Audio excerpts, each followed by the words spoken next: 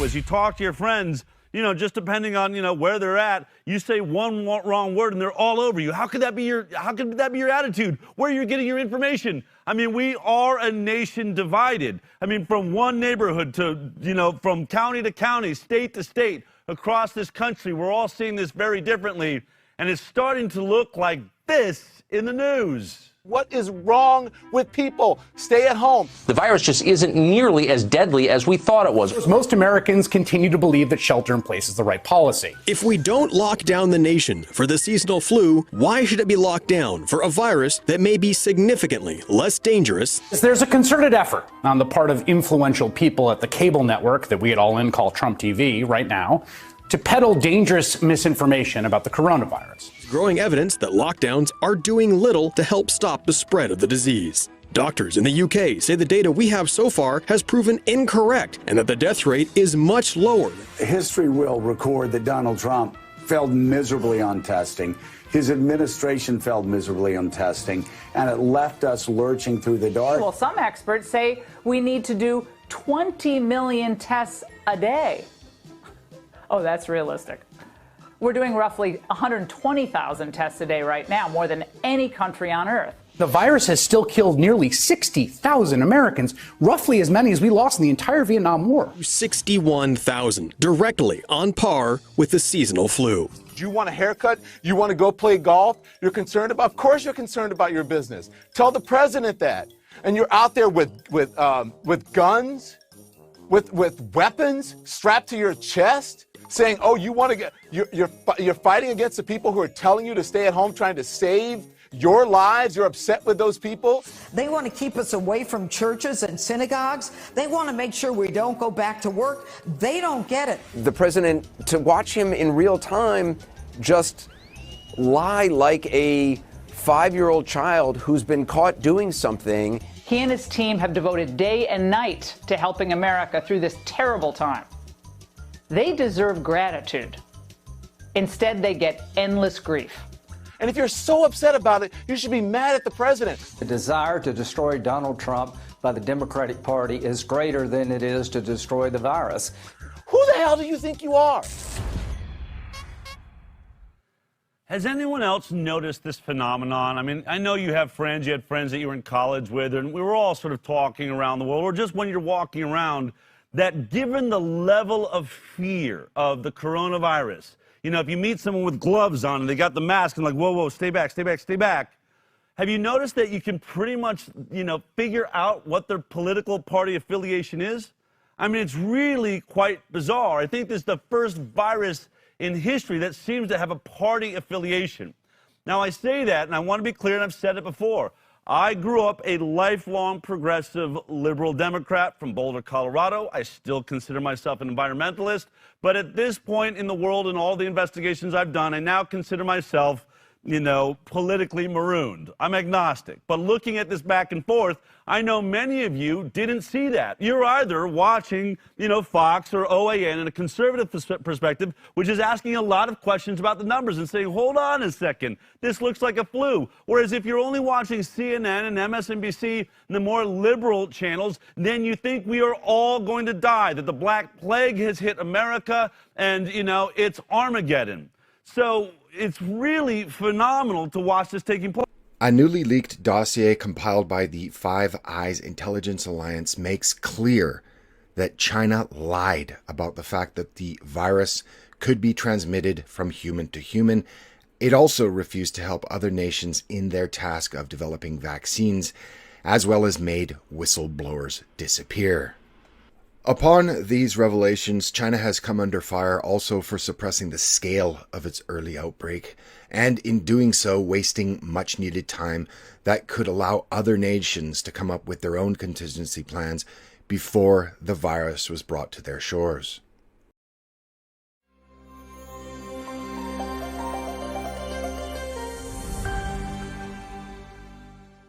What we now know and are learning from the contents of the leaked dossier that is sourced from the New York Post, the Daily Mail, the Daily Telegraph, and others, well, the key takeaway is the reckless endangerment of all other countries on Earth by China. China refused to provide live samples to international scientists working on a vaccine, and what the Daily Telegraph calls the suppression and destruction of evidence and the data on asymptomatic silent carriers was kept secret. I'll read that little bit again. The suppression and destruction of evidence and that data on asymptomatic silent carriers was kept secret, meaning that China knew this information but chose to suppress it. Moreover, the dossier shows that despite China knowing that human-to-human transmission was possible in early December, their constant lying and denials continued until the 20th of January, and it should also be noticed and noted that the WHO was following China's lead up until that point.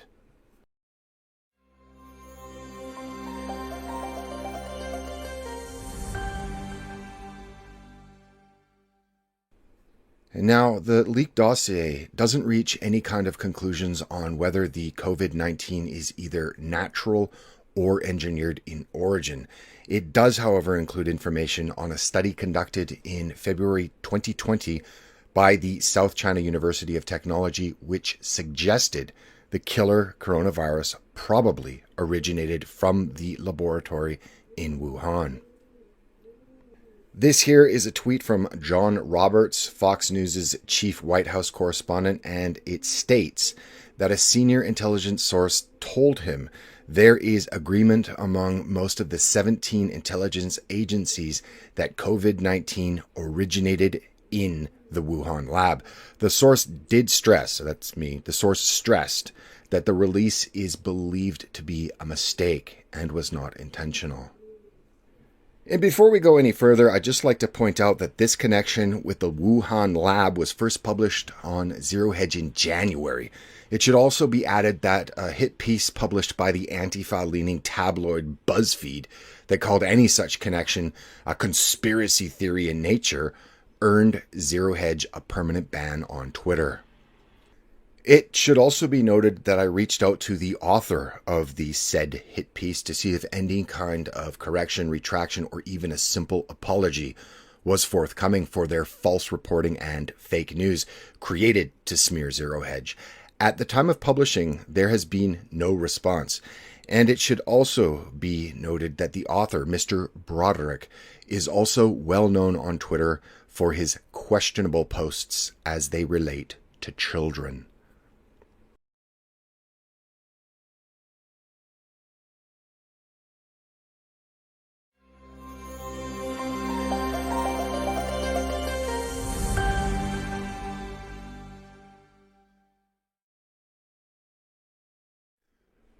The dossier also explains China's continual downplaying of the virus, while at the same time working feverishly to cover up all traces of it.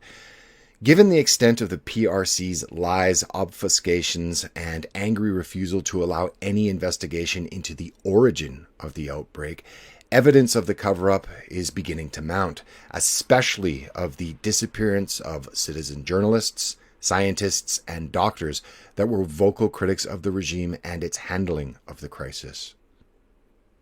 While some of the lies and even perhaps some of the cover-ups up until this point can be laid upon the feet of negligence, it was the portion of the document that pointed out that while China imposed travel bans on people traveling throughout their own nation, it continued to tell the rest of the world travel bans were unnecessary.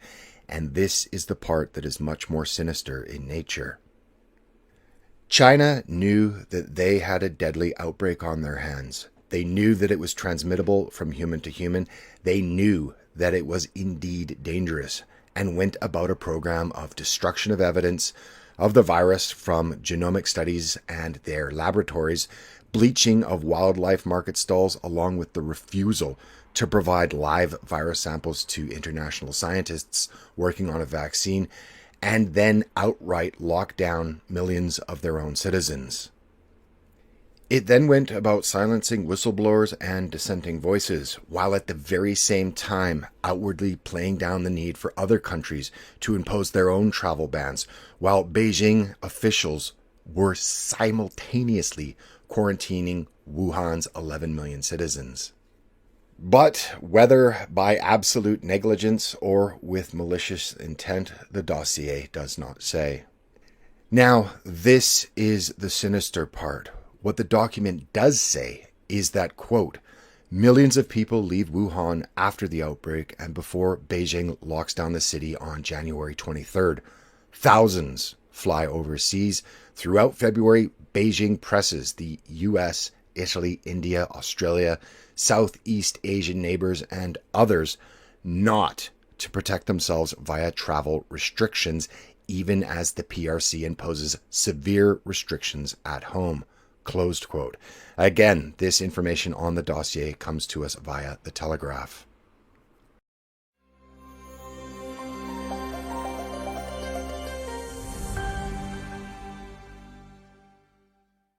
In simple terms, China understood that it had let something deadly out of the bottle, was protecting itself at home while actively exporting it to the rest of the world, all the while feeding the global community a banquet of lies.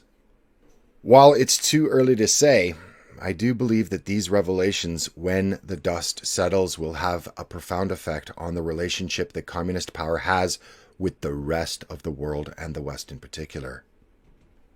While much of this debacle can be, if we're being charitable, given over to negligence, mismanagement, and incompetence, what exactly is the extent of their neglect, and more to the point, was their dispersal of millions of people around the world after they already knew about the human-to-human communicability of the virus?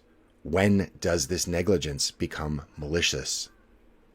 With the PRC covering up critical information for over a month, silencing whistleblowers, and still allowing its people to travel abroad, and then bemoaning the fears of destination countries that were concerned about the spread of the virus as being racist or xenophobic, how much of the spread of COVID-19 was not simply negligent?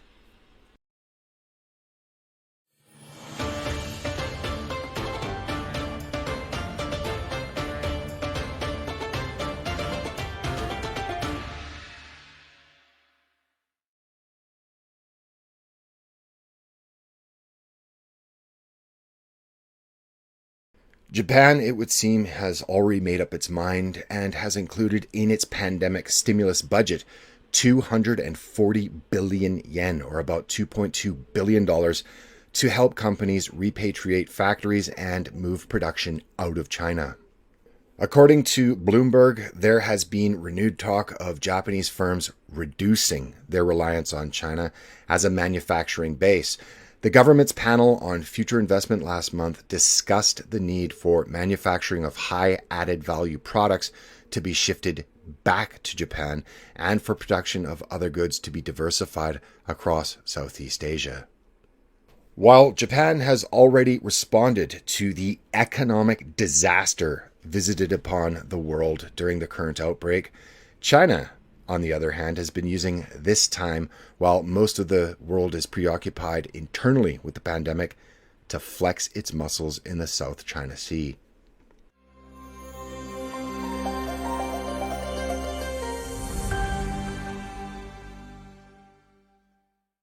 This past April, China has been accused of harassing Vietnamese and Indonesian fishing boats and at times ramming and sinking them, as well as tailing Malaysian oil exploration boats. At the same time, China has provoked a diplomatic dispute with the Philippines following Beijing's declaration that a region over which Manila claims sovereignty in the South China Sea is now unilaterally Chinese territory. Clearly, as always, pandemic or no pandemic, China is looking out for the interests of China, and I think it's time for Western nations to follow the lead of Japan and do the same for their countries. I think at the very least, China should be made to apologize for inflicting, whether through negligence, malice, or a combination of both, this pandemic upon the world. Compensation, how it be calculated and distributed, if even possible, is outside the confines of this presentation. But anyway, the cookie crumbles. The world and its complicated relationship with China is in flux. It's very hard to prognosticate how the economic and geopolitical ramifications of 2020, the year of instability, will play out once the dust has settled. But I do suspect, as more information comes to light, that there will be less and less charity and goodwill extended to the People's Republic of China, at least while its current corrupt and negligent government stays in power. In the latest phase of the Safer at Home order, work offices can welcome back employees with some restrictions. DMVs can also get in-person services back up and running. Denver 7's Micah Smith breaks down the new rules. 9 locations are slated to reopen today for commercial driver's license customers. This is by appointment only. Wow, that's nice, ain't it? New rules for the new normal.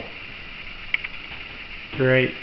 Security claims Chinese officials concealed COVID-19 dangers from the rest of the world while stockpiling medical supplies for themselves. But there are also new questions about what the White House knew and when. ABC's Inez de la Cotera is in Washington with the latest. President Trump lashing out at China during a Fox News town hall. Could have been stopped on the spot. They chose not to do it, or something happened. Either there was incompetence or they didn't do it for some reason. The president's criticism coming as a new Homeland Security report obtained by ABC News accuses the Chinese government of misleading the world about just how bad the virus really was. U.S. intelligence officials writing, the Chinese government intentionally concealed the severity of COVID-19 from the international community in early January, while it stockpiled medical supplies by both increasing imports and decreasing exports.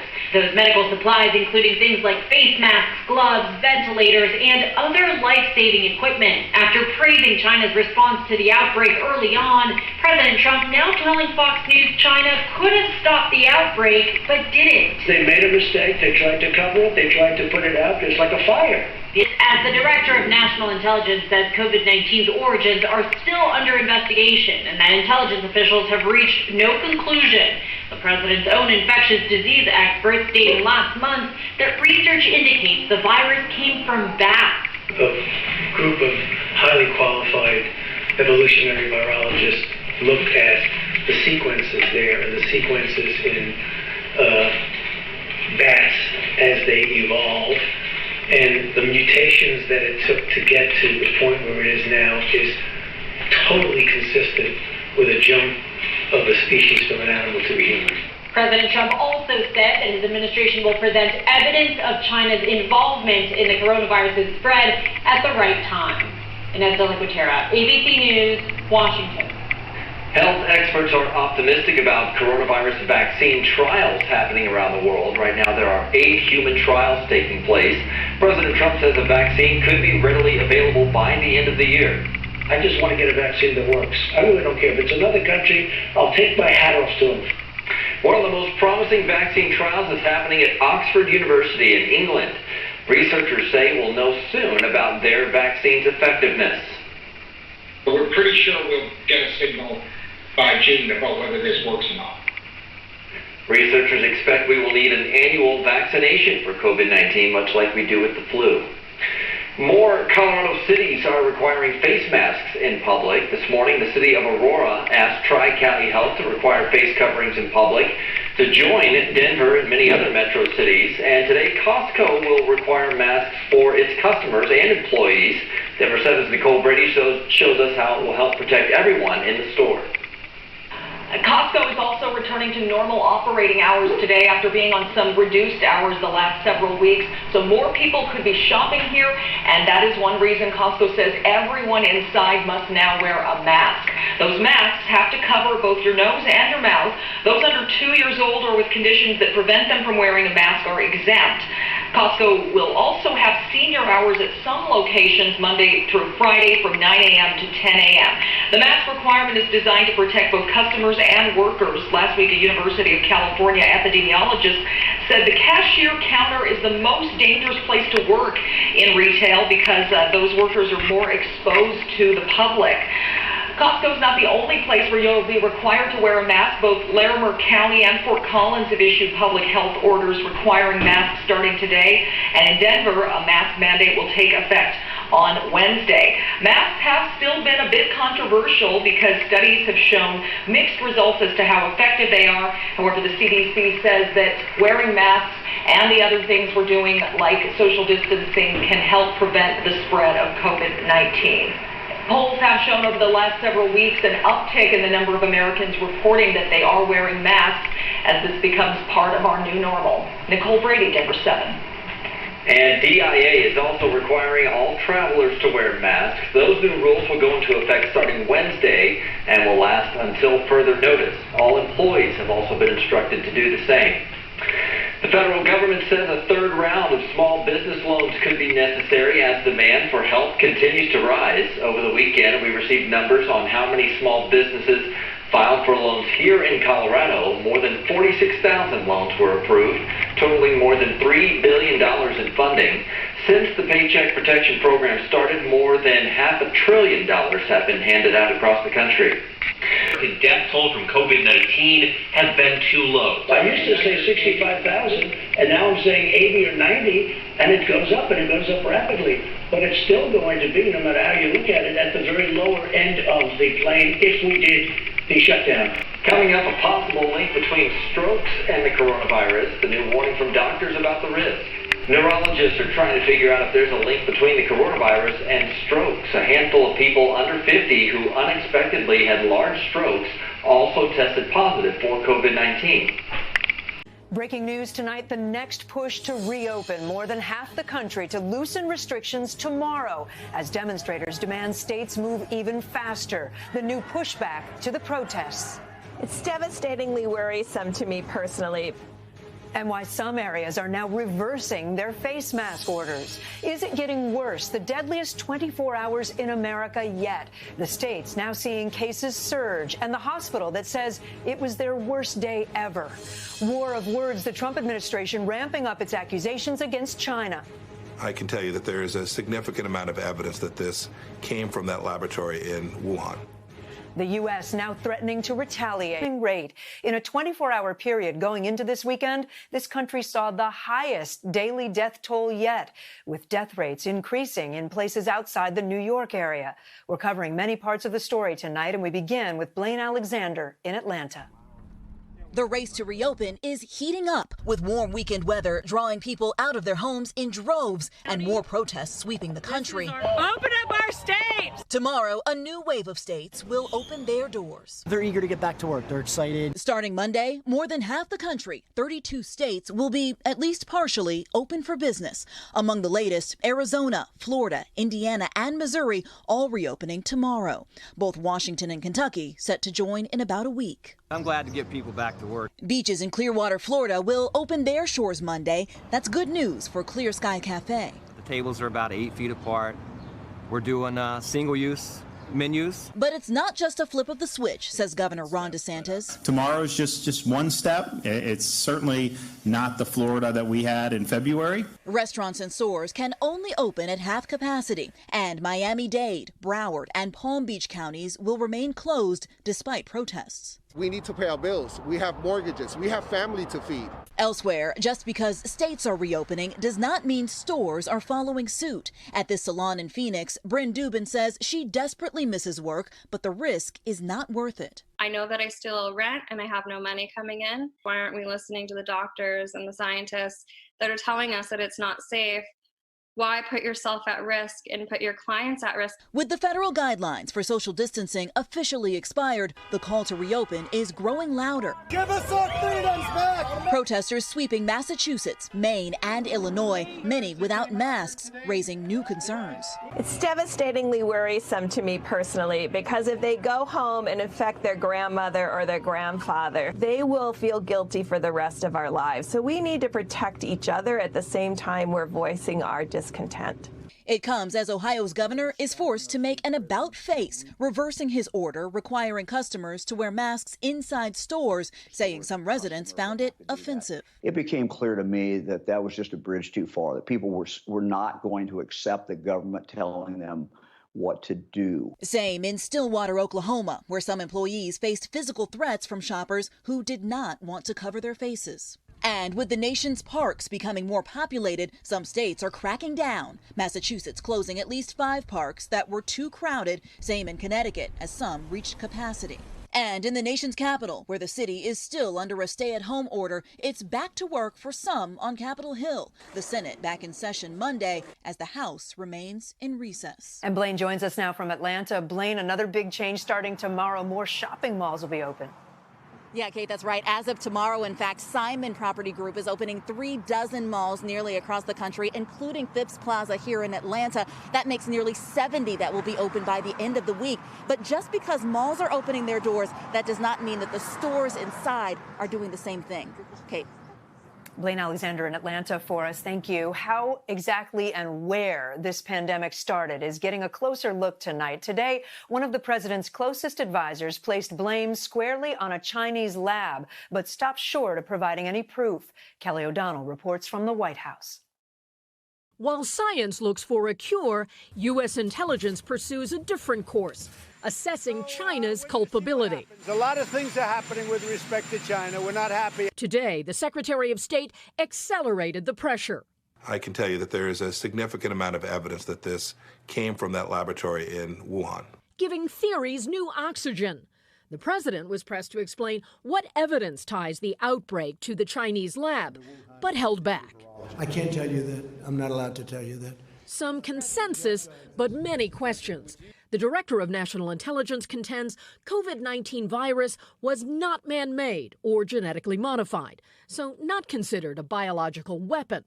But officials say they need more proof to determine if the outbreak began through contact with infected animals at China's wet markets, an accident at the Wuhan lab, or another unproven theory. Was this an intentional act? I don't have anything to say about that. However, Pompeo pointedly blames China's Communist Party for blocking access to its labs. We still need to get in there. We still don't have the virus samples we need. This is an ongoing threat. A China state-run news agency released a video, notably in English, that mocks American reaction to what it claims were China's warnings. It's airborne. It'll magically go away in April. But the administration is not in a joking mood. President Trump is very clear. We're going to hold those responsible accountable, and we'll do so on a timeline that is our own. And Kelly's with us at the White House. There's new reporting, Kelly, tonight on a Homeland Security memo concerning China. That's right. The Associated Press reports it obtained the 4-page Homeland Security memo that asserts that China intentionally concealed the extent of its outbreak early in January, in part to amass more medical supplies and gear, while it was also reducing exports to other countries that would soon be in need. Toll in Michigan now tops 4,000 and has the highest fatality rate in the country. Data showing Detroit the hardest hit.